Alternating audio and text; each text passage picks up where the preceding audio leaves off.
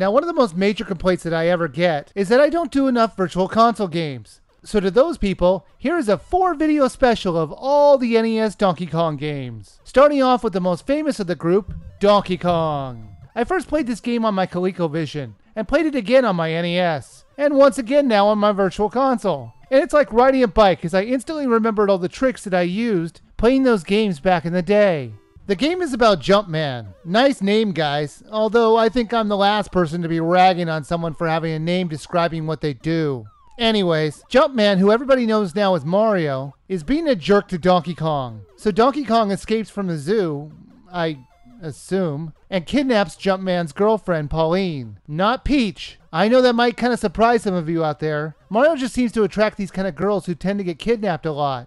First Pauline and then Peach? Then eventually Daisy. The only girl in his life who hasn't been kidnapped is Rosalina. Maybe Mario should think about staying with her instead. It sure would make his life easier.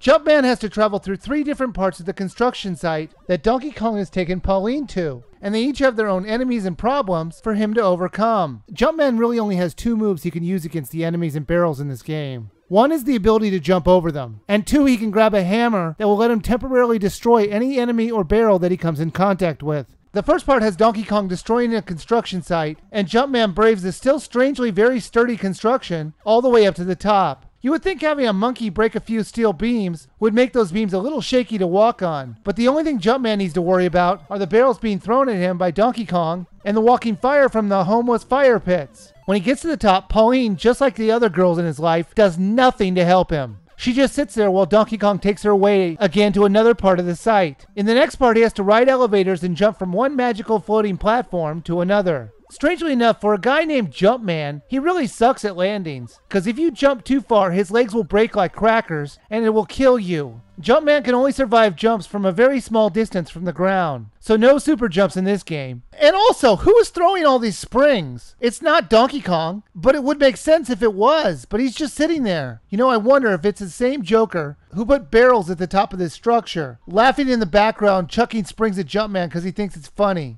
In the final section, you'll have to unrivet 8 parts of the building. 8 rivets on 4 steel beams? Really? That has got to be one strong rivet. You walk over the rivets to pull them up.